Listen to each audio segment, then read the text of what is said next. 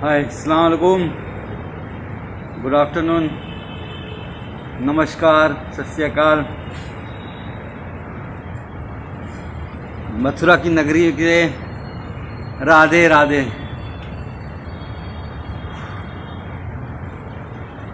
8 महीने का टॉर्चर।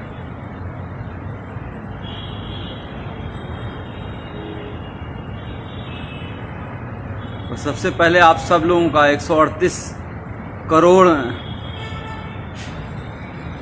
भारतीयों का, अपने देशवासियों का मैं शुक्रिया अदा करना चाहूँगा, धन्यवाद अदा करना चाहूँगा, जिन्होंने मेरे लिए सोशल मीडिया पे हो, चाहे दुआएं मांगी हों, चाहे प्रार्थना की हो, चाहे मंदिर गए हों, गुरुद्वारा गए हों, मस्जिदों में, चर्च में, हर जगह जहाँ से इतनी दुआएं मेरे लिए हुई हैं, मैं सोच भी नहीं सकता था कि लोग मुझे इतना चाहते हैं। आप सबका बहुत बहुत शुक्रिया। वरना तो इस बार जेल में इतनी मतलब 5 दिन तक मुझे खाना तक नहीं दिया गया। इतना टॉर्चर किया गया, मेंटली भी और फिजिकली भी, कि क्या बताऊं आपको। अगर कहा जाए खुद को पोषण का शिकार हो गया हूं। पैर दिखोगे कभी, अभी दिखाता हूं तो ऐसा लगेगा कि मतलब लकड़ी हो गया है, पर निकल आया बाहर। और जुडिशरी का बहुत शुक्रगुजार हूँ। जुडिशरी ने एक बहुत अच्छा डिसीजन दिया है। वो मेरा ऑर्डर ले आना। जुडिशरी ने बहुत अच्छा ऑर्डर दिया है और उन्होंने साफ साफ कहा है कि डॉक्टर कफील ने जो अलीगढ़ में भाषण दिया था वो कोई भड़काऊ भाषण नहीं था। वो देश की यूनिटी के लिए, अखंडता के लिए, एकजुटता के लिए था। और उन्होंने साफ साफ कहा है, डॉक्टर कफील ने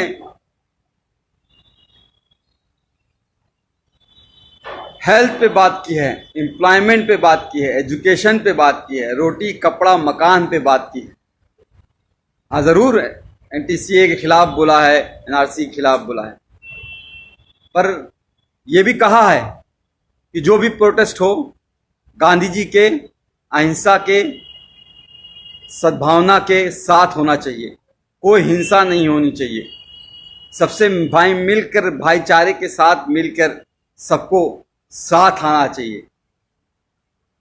फिर भी उसके बाद जिस तरह से मुझे टॉर्चर किया गया, मुंबई एयरपोर्ट से पकड़ के 48 घंटे तक इंटरोगेट किया गया।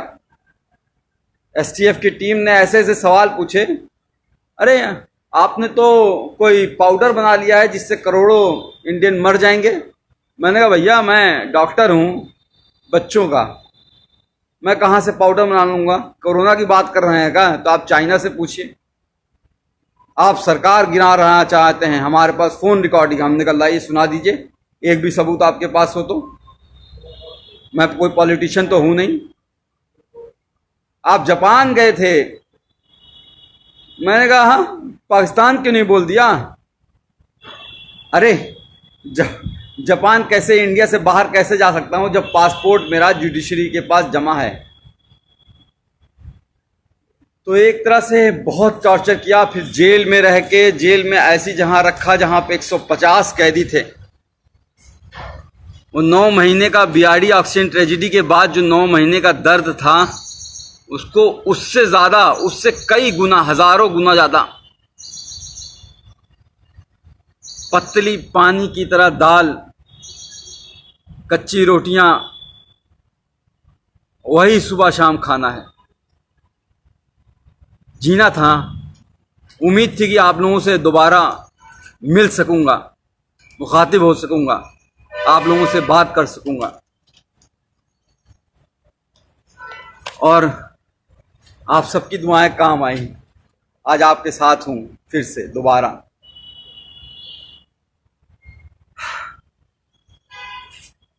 हाँ, आसिफ भाई, तनवीर भाई, अस्सलाम वालेकुम।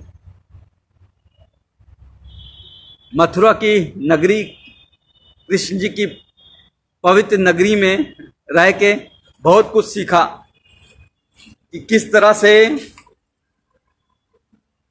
भगवान कृष्ण ने कहा है कि कभी भी किसी को धोखा नहीं देना, अपना दिल साफ रखना, यही धर्म होता है। और हम लोग रामायण देखते थे 9 बजे से 10 बजे तक, हर रोज आता था, लॉकडाउन के टाइम भी। तो उसमें भी जो उत्तर रामायण में महर्षि वाल्मीकि जी ने श्री रामचंद्र जी को जब एक बात कही थी, जब उन्होंने धनुष उठा लिया श्री लव कुश के खिलाफ ही, तो उन्होंने कहा था कि राजा का धर्म राजधर्म होता है, राजहट नहीं। पर यहां तो राजा मेरा बाल हट पे आ गया। बच्चों की जान बचाने की कितनी बड़ी सजा दोगे भाई? क्या बच्चों को जान बचाना इतना बड़ा गुनाह हो गया था? सारी लोग फोन कर रहे हैं, फोन नहीं कीजिए कोई भाई, मैं कुछ देर बात कर लूँ, बहुत दिनों बाद, 8 महीने बाद आपसे। राकेश चौधरी साहब शुक्रिया, वैभव पाठक थैंक यू यार, थैंक यू। इरफान खान साहब इस्लाम, आई लव यू टू। तो मैं ये कह रहा था कि महर्षि वाल्मीकि जी ने श्री रामचंद्र जी से कहा कि बाल हट मत करो। इस तरह से प्रताड़ना देना, 9 महीने उस वक्त जेल रखना, फिर बहराइच वाले कांड में भी 2 महीने जेल रखना, फिर 8 महीने इतना टॉर्चर कराना। जेल में बार बार सिर्फ यही कहा जा रहा था कि तुम उन 70 बच्चों की बात नहीं करोगे, जो 70 बच्चे ऑक्सीजन की कमी से मर गए हैं, उनकी कभी बात नहीं करोगे, उनको भूल जाओ। कैसे भूल जाऊं? अपने सामने मरते हुए उनको देखा है। कोरोना के टाइम जब इस भारत में, इंडिया में कोरोना ने एंट्री नहीं की थी, 27 जनवरी को मैंने वीडियो डाला था कोरोना पे लेके, और उस वक्त मैंने साफ साफ कहा, बताया था क्या करना है, क्या नहीं करना है, कैसे इससे बचना है। और 30 जनवरी को पहला केस इंडिया में आया। मैंने माननीय प्रधानमंत्री नरेंद्र मोदी जी को 19 मार्च को ही एक लेटर जेल से सुप्रिंटेंडेंट जी के द्वारा भिजवाया, और उसमें साफ कहा कि हम कम्युनिटी ट्रांसमिशन से बच नहीं सकते, हमारा भारत देश ऐसा है। क्योंकि मैंने पूरा भारत घूमा है, कितनी गरीबी है, एक एक घर में 4-4 लोग कैसे रहते हैं, एक पूरी झुग्गी झोपड़ी बस्ती होती है, हजारों लोग उसी में रहते हैं। जैदू भाई जी, तो उसमें रहते हैं, वो कैसे रहते हैं, वो कैसे दूरी, 2 गज की दूरी रहो, कह देना आसान होता है, पर वो इतना आसान नहीं है गरीबों के लिए। कितने माइग्रेंट बेचारे चलते चलते मर गए, ट्रेनों में दब गए। गरीबी कितनी है, आज क्या हालत हो गई है हमारे देश की। कोरोना वायरस इस तरह से फैल चुका है कि हम दुनिया के दूसरे नंबर पे पहुंचने वाले हैं, ब्राजील को भी छोड़ देंगे। श्री नरेंद्र मोदी जी के दोस्त ट्रंप साहब, और ये इंडिया फर्स्ट और सेकंड नंबर पे रह गया है। 48 लाख कोरोना वायरस केस हो चुके हैं और 60,000 से ज्यादा मौतें हो चुकी हैं। बहुत कुछ करना चाहता था इस कोरोना वायरस के लिए, 8 महीने में शायद बहुत कुछ कर सकता था, पर करने नहीं दिया गया। जेल में जानबूझ के मुझे इस तरह से रखा गया कि मतलब समझ लीजिए कि टॉयलेट करने के लिए आधे घंटे के लिए लाइन लगानी पड़ती थी, नहाने के लिए आधे घंटे के लिए लाइन लगानी पड़ती थी। गर्मी इतनी हो जाती थी कि कपड़ा पहन के, पूरा नहा के, पूरा बिस्तर बिछा के, बिस्तर को भी भिगा देता था, तब जाके लेटता था। और वो 150 लोग, 534 लोगों की रहने की जगह है वो, लेकिन 1600 कैदी थे। अब बताइए वहां पे कैसे सोशल डिस्टेंसिंग हो जाएगी? वो ख्वाब था। लोगों की सांसें, लोगों की बदबुआं, लोगों की मतलब पेशाब की महक, और एक टॉयलेट होता था, 150 लोगों के बीच एक टॉयलेट। किस तरह से जिंदगी गुजरी है। और एक बात बता दूं, सिर्फ मैं नहीं सफर किया हूं, पूरी फैमिली को हरास किया है। पूरी फैमिली को जिस तरह से प्रताड़ित किया गया है उसका कोई बयान नहीं है। गोपाल दीक्षित जी, शेखर जी, मैं यस कर रहा हूं अपनी सेहत, अब तो कुछ बनाऊंगा। वहां तो पतली दाल से जिंदगी बस चलानी थी। तो मेरा बच्चा जो 11 महीने का था, जब चल नहीं पाता था तो उसे छोड़ गया था। आज चलता है, दौड़ता है, बोलता है।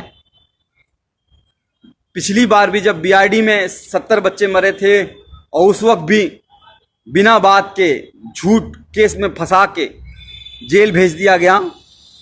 और जब 9 महीने बाद हाई कोर्ट ने कहा कि अरे डॉक्टर कफील की कोई गलती नहीं थी, इंक्वायरी रिपोर्ट में आ गया अरे डॉक्टर कफील की कोई गलती नहीं थी, तो भी जब बाहर आया तो मैंने अपनी बच्ची को चलते हुए देखा। उस वक्त भी अपनी बच्ची जब वो को छोड़ के गया था तब भी वो 11 महीने की थी, चल नहीं पा रही थी और बड़ी हो गई थी। आज मेरे दोनों ही बच्चे, मेरे ही दोनों बच्चे, मैं खुद अपना बाप होके, मैंने दोनों बच्चे, मुझे बाप पापा का मतलब नहीं समझते हैं, अब्बूजान का मतलब नहीं समझ पाते हैं, पिताजी का मतलब नहीं समझ पाते हैं। ये दर्द है। मेरी माँ 65 साल की बूढ़ी होके हाई कोर्ट और सुप्रीम कोर्ट के चक्कर लगाती रही, तब जाके ये जीत हुई है। और जुडिशरी ने इतना अच्छा ऑर्डर किया है। एक बात और करा दूं, एसटीएफ का शुक्रगुजार हूं कि उन्होंने मुंबई से मथुरा लाते वक्त मेरा इनकाउंटर नहीं कर दिया विकास दुबे की तरह, वरना तो शायद वो मुझे मार ही देते। लोगों की आवाज़ को दबाना ही इनका काम है।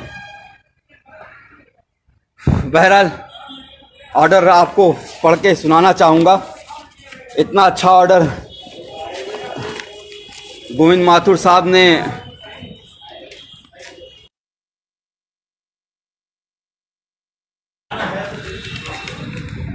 किया है। सुप्रीम कोर्ट का भी धन्यवाद करूंगा, वरना तो हाई कोर्ट में डेट पे डेट हर 14 दिन पे कैसे एक एक दिन कटेगा, एक एक घंटे कटेगा, ये सोचता था कैसे वो टाइम आएगा जब वो मैं बाहर निकल पाऊंगा, तब मेरी जज मेरी कोई बात सुनेगा। इसलिए हम लोग सुप्रीम कोर्ट, मेरी माँ 65 साल की बूढ़ी माँ सुप्रीम कोर्ट गई और मैं सुप्रीम कोर्ट का शुक्रगुजार हूँ जो उसने कहा कि 15 दिन में फैसला सुनाओ। और मैं चीफ जस्टिस गोविंद माथुर जी का हाथ जोड़ के शुक्रगुजार हूँ जो इन्होंने इतना अच्छा ऑर्डर दिया 15 दिन के अंदर ही, जिसमें साफ साफ लिखा है कि एमबीबीएस करने के बाद 2016 में मैंने ज्वाइन किया था, 2017 में घटना हुई थी। 1 साल का जूनियर था मैं, जूनियर मोस्ट डॉक्टर, और फिर भी उन बच्चों को बचाने के लिए जी जान लगा दी और उसके बावजूद उनको जेल भेज दिया गया। और ये नहीं, इसके अलावा नहीं, the petitioner and his other family member including the detainee were continuously harassed and victimized by the state authorities including the district administration Gorakhpur by several means। मेरे यानी कि मुझे ही नहीं, पूरी फैमिली को सरकार ने बुरी तरह से तोड़ना चाहा। मेरे भाई पे गोली मारी गई थी, आपको याद होगा शायद, वहाँ पे जहाँ पे चीफ मिनिस्टर खुद मौजूद रहते हैं 500 मीटर दूरी पर। आज 3 साल होने जा रहे हैं उस बात को, एक भी कोई गिरफ्तारी नहीं हुई और कोई चार्ज नहीं हुआ है। बहरहाल आते हैं हम एएमयू के जो लोग कहते हैं कि भाषण मैंने गलत दिया था उसके बारे में। कहते हैं कि मैंने भड़काऊ भाषण दिया था, कहते हैं कि मैंने 2 धर्मों के बीच, 2 रिलीजन के बीच एनमिटी, हेट्रेड, वायलेंस फैलाने की कोशिश की। पूरी स्पीच लिखी है उन्होंने, पूरी speech, the version of the speech, पूरी स्पीच लिखी है, एक एक लाइन लिखी है कि जो मैंने बोला है। और उसमें उन्होंने कहा है कि मैंने ऐसा कोई बात नहीं की थी जो कि किसी भी धर्म के बीच में नफरत फैलाए। मैंने बात की थी देश की अखंडता की, यूनिटी की, सद्भावना की। मैंने बात की थी एजुकेशन की, हेल्थ की, एम्प्लॉयमेंट की, इकोनॉमी की, रोड की, हाउसिंग की। मैंने बात की थी उन 70 बच्चों की जो बीआरडी में मर गए हैं। मैंने बात की नहीं उन 8 लाख बच्चों की जो इंडिया में मर गए थे उस साल। मैंने बात की थी कि हमारे 50% बच्चे कैसे कुपोषण का शिकार हैं। मैंने बात की थी कि इंडिया कैसे एड्स और HIV का हब बनता जा रहा है। मैंने बात की थी कि 72% ऑफ पॉपुलेशन हमारी अभी भी हेल्थ स्ट्रक्चर वहाँ पे है ही नहीं। आज हालत दिखाई दे रही है ना। आज कह रहे हैं हम इतना जीडीपी खर्चा करेंगे, 1% जीडीपी खर्चा होता था। एक गरीब को इलाज नहीं मिलता है और मर जाता है तो बेचारे कंधे पे लाद के लेके चले जाते हैं। उसके लिए लड़ा था, कैंप किया, पूरा इंडिया घूमा, 103 कैंप किए, 50,000 बच्चों को देखे, मुफ्त में दवाइयाँ दी। अकेले नहीं किया, बहुत से डॉक्टर्स, बहुत से लोग मेरे साथ शामिल थे, बहुत लोगों ने साथ दिया। पर हुआ क्या, उसको भी दबा दिया गया। इस कोरोना टाइम के मैं जब रियली काम कर सकता था, शायद कोई नई दवा खोज सकता था कोरोना के खिलाफ, शायद कोई नई वैक्सीन खोज सकता था, टीका खोज सकता था, उस वक्त जेल में डाला। बहरहाल बाहर आ गया हूँ, कोशिश करूँगा और फिर से मुख्यमंत्री योगी आदित्यनाथ जी से निवेदन करूँगा कि मुझे नौकरी पे वापस ले लें।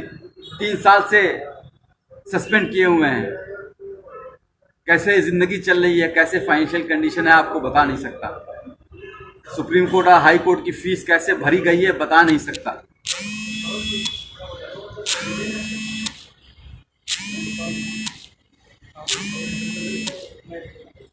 पर लड़ा, कहते हैं ना इस जुल्म की दौर में जुबां, कहते हैं ना कि इस जुल्म के दौर में जुबां खोलेगा कौन। अगर हम भी चुप रहेंगे तो बोलेगा कौन। तो बोलना ज़रूरी है, किसी न किसी को कुर्बानी देनी होगी और शायद ऊपर वाले ने मुझे चुना है।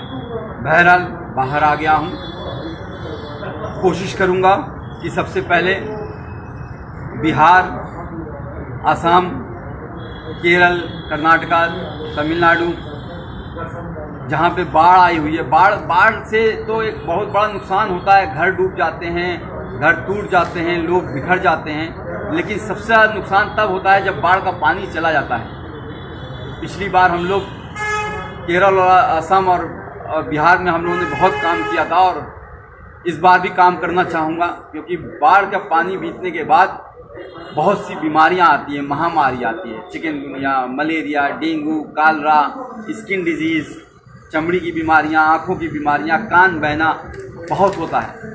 उस पर काम करना चाहूँगा। कोरोना वॉरियर की तरह काम करना चाहूँगा।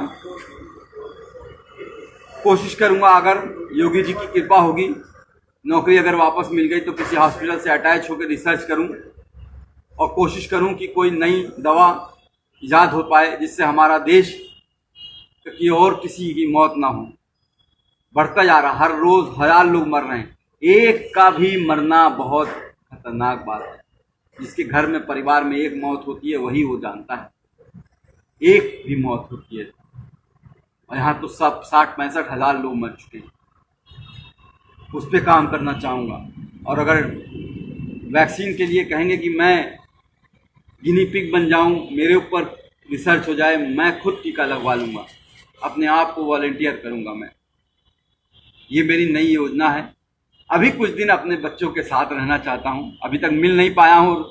कल भी आप सोच लीजिए, कल 11:30 बजे डिस्ट्रिक्ट जेल मथुरा में ऑर्डर पहुँच गया था हाई कोर्ट का। डीएम अलीगढ़ को हाई कोर्ट का ऑर्डर मिल गया था, लेकिन फिर भी 12 घंटे तक ये लोग यही कोशिश करते रहे कि किसी तरह से कोई और केस में फंसा दें। जैसे इन्होंने पिछली बार अलीगढ़ में जब मुझे गिरफ्तार किया था मुंबई से, तो जब मुझे बेल 10 फरवरी को मिल गई थी तो 4 दिन तक कोर्ट के आदेश के 2-2 बार आदेश के बावजूद छोड़ा नहीं मुझे। इलीगली मुझे डिटेन करके रखा और फिर एनएसए लगा दी। एनएसए मतलब नेशनल सिक्योरिटी एक्ट। मैं टेररिस्ट हूँ क्या? दाढ़ी ये जो बढ़ जाती है, जेल में बढ़ जाती है। आज तक कभी आपने सुना है मैं किसी हिंदू, मुस्लिम, सिख, ईसाई या किसी में धर्म के भेदभाव में करता हूँ? 50,000 जो बच्चों को देखा, पूछा कोई कौन गरीब है, कौन अमीर है, कौन किस जाति का है, कौन किस धर्म का है?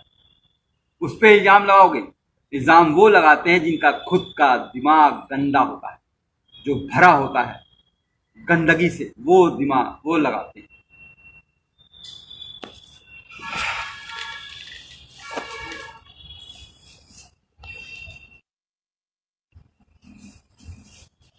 अभी यूपी से घर नहीं गया हूँ, गोरखपुर नहीं गया हूँ, क्योंकि लोग कह रहे हैं कि सरकार अब भी किसी न किसी केस में फंसाने की कोशिश कर रही है। फिर से कुछ कर दें या इनकाउंटर कर दें, मरवा दें। हो सकता हो आपके बीच में ना रह पाऊँ, हो सकता हो ये हमारी और आपकी आखिरी मुलाकात हो। यादव जी सही कह रहे हैं। मिनास गलियार आप, थैंक यू, शुक्रिया। मोहन चंद सिंह चौधरी समर साहब, थैंक यू। तो मैं कह रहा था कि कोरोना वायरस एक ऐसी डिजीज़ है जो फैलती ही रहेगी। मैंने उस वक्त 19 मार्च को ही लिख दिया था कि 30 से 40 लाख लोग उस वक्त मैंने एस्टिमेट किया था कि अफेक्टेड होंगे, और ऑलरेडी 30 से 40 लाख लोग अफेक्टेड हो चुके हैं। और अभी ये रुकेगा नहीं, अभी ये 1 साल चलेगा जब तक वैक्सीन नहीं आएगी। अभी यूपी, बिहार और मध्य प्रदेश जैसे इलाकों में जहाँ बहुत पॉपुलेशन है वहाँ ये फैलने वाला है, और बुरी तरीके से। हमें बहुत काम करना पड़ेगा, हमें मिल के काम करना पड़ेगा। मुझे आप सबकी बहुत ज़रूरत है, आप सबका बहुत सहयोग की ज़रूरत पड़ेगी। जी शहजाद साहब, जी पांडे साहब, नमस्कार। राधे राधे। कृष्णा की नगरी में हूँ, वृंदावन जरूर जाना चाहूँगा एक बार ठाकुर जी के दर्शन करने के लिए। बात यहाँ पे लोग मन की बात करते हैं लेकिन ये नहीं बताते हैं। अब आप देख लीजिए, हम लोग तो टीवी पे देख रहे हैं, पिछले 3 महीने से सुशांत सिंह राजपूत को ही सुने जा रहे हैं। भाई फोन नहीं करो, फोन करने के वजह से बार बार पॉज हो जा रहा है। सुशांत सिंह राजपूत की 3 महीने से लगातार टीवी पे बात किए जा रहे हैं, मन की बात, लेकिन कोई ये नहीं बात कर रहा है कि हमारा जीडीपी परसों जीडीपी शायद रिलीज हुआ है, और हमारा जीडीपी जो है, भाई फोन नहीं करो, मैं कह रहा हूं। पर ईश्वर चंद साहब, कोई फोन ना कीजिए प्लीज। कुछ बहुत दिनों बाद आप लोगों से मिला हूं, आप लोगों के चेहरे दिखाई दे रहे हैं मुझे। शमसुल मलिक साहब, नूर खान, रेहान खान साहब, आदित्य राज साहब, आफ्ताब, तो आप सबसे बात करना चाहूँगा, फ़ोन ना करें। तो मैं कह रहा था कि जो मेन बातें हैं टीवी पे डिबेट जो होती है वो नहीं हो रही है। शायद कुछ टीवी, एनडीटीवी है, या आपका मिरर नाउ है, टाइम्स नाउ है, या फिर इंडिया टुडे है, इस सब पे हो रही होगी। पर जो यहाँ पे बातें हो रही हैं वो ये नहीं हो रही हैं किस तरह से माइग्रेंट, हमारे करोड़ों लोग किस तरह से पैदल चले और चलते चलते मर गए, उस धूप में, कड़ी धूप में मर गए। ये बात नहीं हो रही है कि अनएम्प्लॉयमेंट कितना बढ़ गया है, लोगों को नौकरियां नहीं है, लोगों को खाने को नहीं है। 500 रुपया आपके अकाउंट में डाल दिया गया है, अब आपको 3 महीने तक 500 रुपया चलाइए।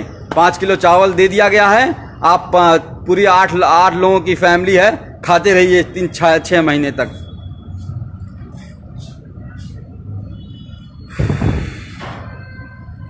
बात जो है रियल इशू पे होगी ही नहीं, एजुकेशन पे होगी ही नहीं, एम्प्लॉयमेंट पे होगी ही नहीं, हेल्थ पे होगी ही नहीं। हमारा जो कोई भी आप हॉस्पिटल देख लीजिए क्या हालत हो गई है। कोई भी सरकारी हॉस्पिटल में जाना नहीं चाहता है। आपने ध्यान दिया है, कोई भी बड़ा मंत्री, कोई भी बड़ा अधिकारी, कोई भी बड़ा जो है चीफ मिनिस्टर हो, या कोई भी हेल्थ, मतलब मैं नाम नहीं लूंगा, सब लोग वेदांता में जाके इलाज करा रहे हैं। वेदांता यानी कि नोएडा में करोड़ों रुपए का इलाज करा रहे हैं, लेकिन कोई भी सरकारी हॉस्पिटल में नहीं जाना चाहता है। क्यों? क्योंकि सरकारी हॉस्पिटल की हालत खराब है। वहाँ गरीब जाएगा, गरीब मरेगा, और गरीब मरता है तो मर जाने दो, क्या फर्क पड़ता है। तो जो लोग ये सोचते हैं कि बार बार जेल में डाल के, मार के, पीट के, तोड़ के, यहाँ मारो, यहाँ मारो, यहाँ मारो, उल्टा पड़ला रात को डंडे से मारो, गान लाल कर दो एकदम पूरी तरह से, पैर पे मारो, करते रहो, ये एकदम तोड़ दो इसको। तो वो शायद नहीं जानते हैं कि एक बात सिखाई गई थी कि डरना नहीं है। आई वोंट बेंड, मैं झुकूंगा नहीं। डरना आता नहीं हमें, चाहे जितना भी डरा लो। हर बार एक नई ताकत से उठेंगे, चाहे जितना भी झुका लो।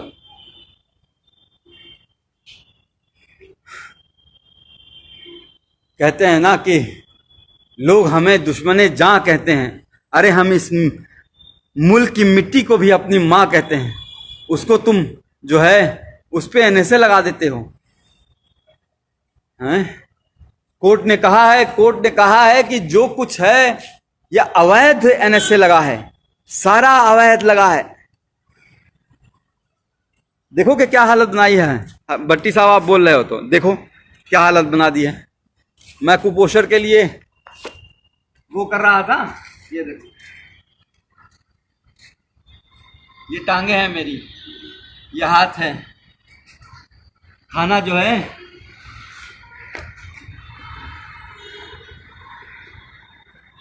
जिंदगी का, जो मैं खुद कुपोषण का बच्चों का इलाज किया करता था, आज खुद कुपोषित हो गया।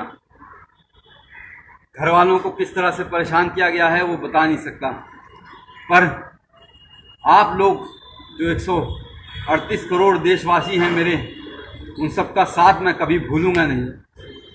खासकर कुछ लोगों का जो लोग बहुत करीब थे, इंदिरा जयसिंह मैम, फुजैल अयूबी, इबाद साहब, मनोज पांडे, मनीष सिंह, एडवोकेट मनीष सिंह, दिलीप कुमार साहब, नजरुल इस्लाम साहब, और ऐसे बहुत से लोग हैं, बहुत से लोग। मीनाक्षी शुक्ला मैम, इरफान गाजी, हाँ अलीगढ़ के इरफान गाजी साहब, तो बहुत से लोग हैं। सबका नाम तो नहीं ले सकता मैं, बहुत से लोग हैं, 138 करोड़ लोग हैं, सबने बहुत मदद की है। सबका बहुत बहुत शुक्रिया। जल्दी बिहार आ रहा हूँ और जल्दी हम डॉक्टर कफील खान मिशन इस्माइल फाउंडेशन के तहत कैंप लगाएंगे। और इस बार एक बड़ी टीम बना के एक साथ कई जगह पे, असम, बिहार, तमिलनाडु, कर्नाटका, केरल, आंध्र प्रदेश, जहाँ जहाँ पे, मध्य प्रदेश, जहाँ जहाँ पे बाढ़ ने, पश्चिम बंगाल जहाँ पे तूफान आया हुआ है, अभी भी लोगों को घरों पे टूटे हुए पड़े हैं, हर जगह पे जाना चाहूँगा। पूरा देश जाना चाहूँगा। पूर्वांचल अपना, गोरखपुर अपना, उत्तर प्रदेश, हर जगह जाना चाहूँगा। पूरा भारत में टीम बना के हम इस बार एक बड़े लेवल पे कैंप करेंगे और इसमें आप सबका बहुत सहयोग चाहिए। मयंक वर्मा साहब, अब आप कुछ लोगों से बातें कर लेता हूँ। मयंक वर्मा साहब सही कह रहे हैं, दाढ़ी का कल काट दूंगा। बच्चों का इंतज़ार कर रहा हूँ, बच्चे आ जाएं, एक बार उनसे मिल लूँ, उसके बाद मेरी गोटी वापस आ जाएगी। अवनीश चौरा साहब, जी हाँ, बहुत मारा, फिजिकली और मेंटली बहुत टॉर्चर किया। फिजिकल में जो टॉर्चर होता है वो इस तरह से होता है कि शायद जख्म थोड़े भर जाते हैं, पर जो मेंटल टॉर्चर होता है वो बहुत दिनों तक रहता है, दिमाग खराब हो जाता है। इन 8 महीनों में देखिए किस तरह से झुर्रियाँ आ गई हैं, किस तरह से काले पड़ गया हूँ, किस तरह से जो है 10 साल बूढ़ा कर दिया है। जुबैर पीके साहब, बोलना ज़रूरी है। बोलेंगे नहीं तो कहते हैं कि बोलेंगे नहीं तो किसी को तो बोलना पड़ेगा। सब तो चुप हैं, किसी को तो बोलना पड़ेगा। जैदू साहब, आपने वहाँ से बैठ के, हाँ, इंडिया से बाहर गल्फ कंट्रीज़ में, यूएस से, यूके से, कनाडा से, स्विट्ज़रलैंड से बहुत से खत मेरे पास आया करते थे वहाँ पे जेल में। उन सबको बहुत बहुत शुक्रिया है। शेर खान साहब, सत्य की जीत होती है, सत्यमेव जयते। हमें अपने कॉन्स्टिट्यूशन में, बाबा साहब अम्बेडकर के कॉन्स्टिट्यूशन में बिलीव करना है और उसी की वजह से मैं बाहर आया हूँ। कुछ लोगों ने सरकारी एजेंसियों को जिस तरह से अपने कब्जे में करके लोगों को प्रताड़ित करते हैं वो सही नहीं है। ऑटोक्रेटिक, हमारा देश डेमोक्रेटिक है, तो डेमोक्रेटिक कंट्री है, तो डेमोक्रेटिक कंट्री में आपको फ्रीडम ऑफ स्पीच एक आर्टिकल 21 में दी गई है, लिबर्टी, स्वतंत्रता, समझ गए? तो बोलना ज़रूरी पड़ेगा। हम नहीं बोलेंगे, कुर्बानी देनी होगी, किसी ना किसी को कुर्बानी देनी होगी।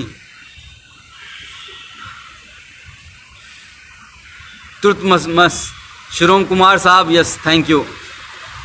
शाइना मुजरबिया, सिद्धांशु कुमार, हाँ कुछ दिन एक्सरसाइज करूँगा और हेल्थ बनाऊँगा, क्योंकि ज़िंदा रहना है, आप लोगों के बीच रहना है और काम करते रहना है, तो हेल्थ पे भी ध्यान दूंगा। डेरिक गुजर थैंक यू, या ज़रूर मैं करूँगा, हाँ थैंक यू। शुभान जमाल साहब, Mohammad Kalapatti from Dubai, all the best, thank you. मैंने कहा ना, गल्फ़ कंट्री से बहुत प्यार आया, बहुत मिला है।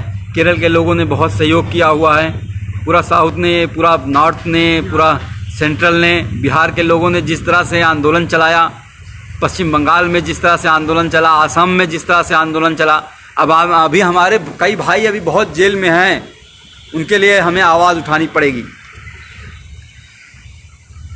मैं बच्चों के साथ नहीं हूँ, चूँकि कल रात में पुलिस की घेराबंदी हो रही थी और कुछ और बातें हो रही थी जिसको हम डिस्कस नहीं कर सकते हैं, तो इस वजह से अभी बच्चे मेरे पास पहुँचे नहीं हैं। मैं अभी अपने बच्चों को देख नहीं पाया हूँ, आंखें तरस रही हैं, गले मिलना चाहता हूँ अपने बच्चों के साथ, अपनी माँ की गोद में लेट के रोना चाहता हूँ, सीरियसली रोना चाहता हूँ। तब जिस तरह से जिंदगी कर दी है, अपने ही बच्चों को से दूर कर दिया है, एक बार उनसे मिलना चाहता हूँ, एक बार माँ की गोद में लेट के सोना चाहता हूँ, सुकून की नींद सोना चाहता हूँ। यार पता है जेल में क्या होता था, हर 2 घंटे पे पहरा लगता था। हाँ साहब, भी 146 कैदी नसर नमहबंदी सकुशल हैं, 6 बजे सुबह, 5 बजे सुबह लाइन लगाओ, परेड लगाओ। 8 महीने तो मैंने अभी 4 पन्ने के लेटर में शायद लिखी है, आप लोग को शायद मिलना होगा। चंद मित्रा साहब थैंक यू,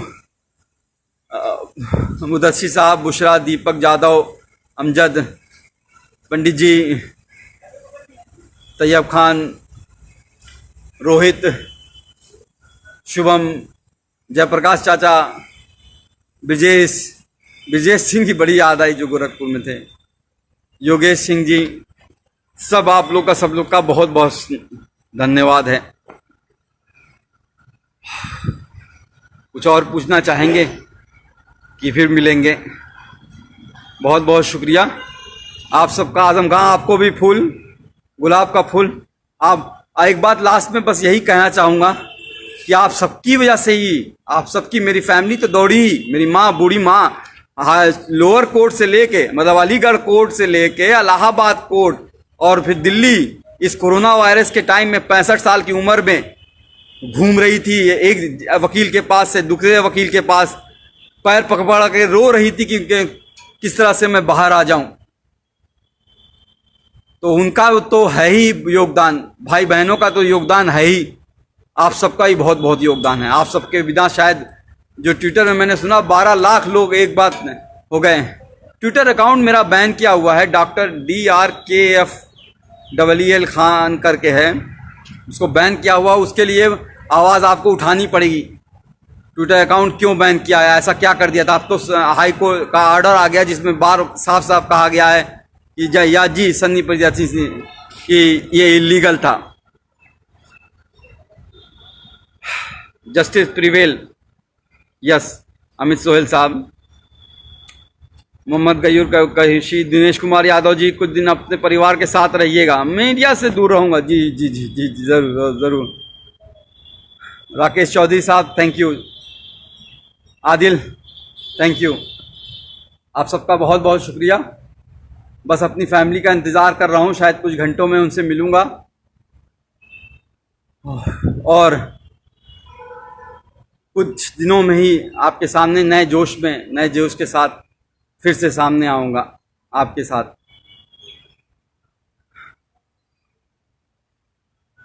जी मैथ्यू साहब, Mridula how are you? Ubaid, Sanoj Kumar ji thank you, doctor Kirti Sinha, Mudassir Khan Ahmad साहब जी, जासिब, इतने सारे गुलाब मत भेजिए भाई। बस नईमुद्दीन साहब, जैसे आप कह रहे हैं कि वैसे ही आप लोगों का साथ चाहिए होगा। हम लोगों को जो मेन बेसिक इशू है, रोटी कपड़ा मकान और स्वास्थ्य और नौकरी और शिक्षा की बात करनी है, उस पर ही हम लोगों को काम करना है कि हर गरीब को, 138 करोड़ भारतीयों को, देशवासियों को उनका अधिकार मिले। चाइना जो है घुसा जा रहा है देश के अंदर, इस तरह से नहीं। हमारे सैनिक पाकिस्तान की सरहदों पे मारे जा रहे हैं रोज, उस तरह से नहीं। सबको मुंह तोड़ जवाब देना है।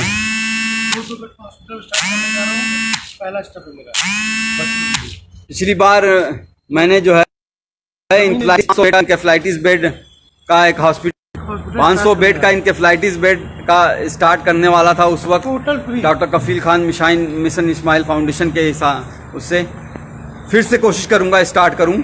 और जहां पे हीरू यादव लश्कर साहब, फिर से स्टार्ट करूंगा और कोशिश करूंगा कि ज़मीन जल्द से जल्द ले लूं और हर गरीब का वहां पे फ्री इलाज हो, वैसे ही जैसे बड़े बड़े हॉस्पिटल में नोएडा में और गुड़गांव में और दिल्ली में और अहमदाबाद और कोलकाता और में होता है फ्री में। मतलब कंसल्टेशन से लेके हर चीज, दवाई और खाना और रहना सब कुछ फ्री होगा। आना जाना तक फ्री करेंगे इंशाल्लाह। जी, आप सबका सहयोग है, इसकी ज़रूरत होगी। जय हिंद, जय भारत, जय मूल निवासी, जय भीम, वंदे मातरम, जय समाजवाद।